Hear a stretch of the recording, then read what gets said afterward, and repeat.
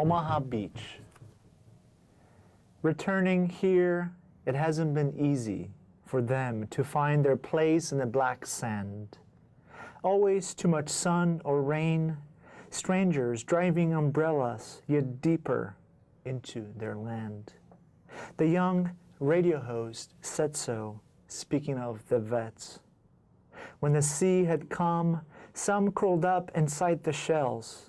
Others flexed and clicked their knuckles on the trigger of each wave, forgetting to come up for breath.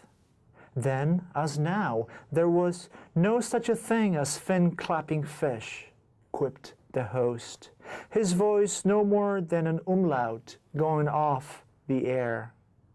But he didn't give us a name at the start or the end.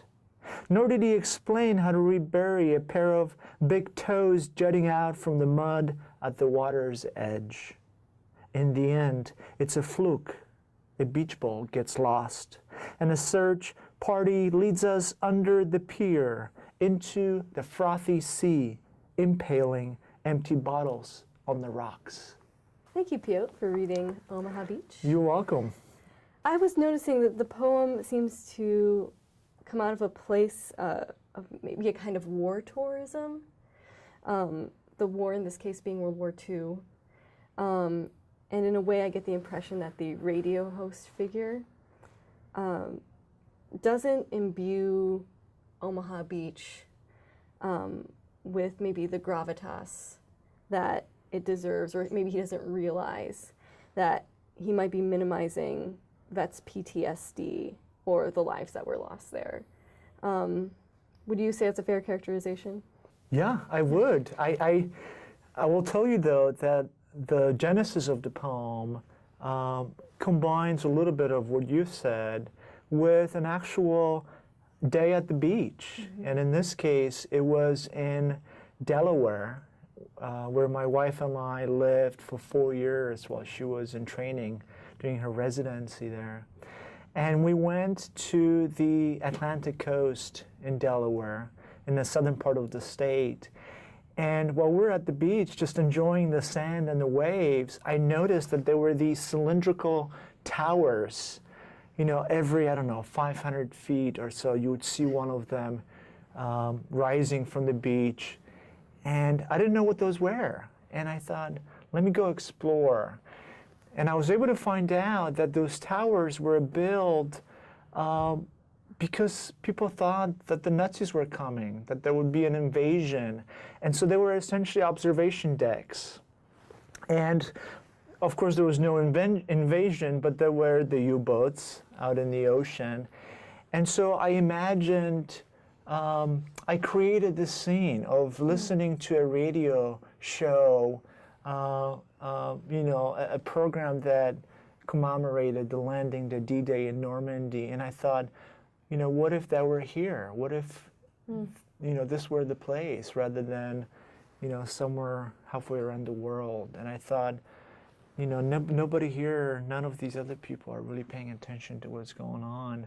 Is it because there are people up in those cylindrical observation towers, paying attention with binoculars, looking out, scanning the ocean? So that's really the genesis of the poem. But you're right, the idea is to kind of overlap, take a contemporary time and event and superimpose another event, in this case a historical one, onto it and see what happens. Well, it's very effective. Thank you. Yeah, because the beach is this place where you imagine people having fun and playing volleyball or tossing around a beach ball, but then it's also this place where a lot of terrible things have happened historically. Absolutely, especially if you consider that this could have happened here. That this could have been the Nazis coming ashore, rather than the Allies landing in Normandy.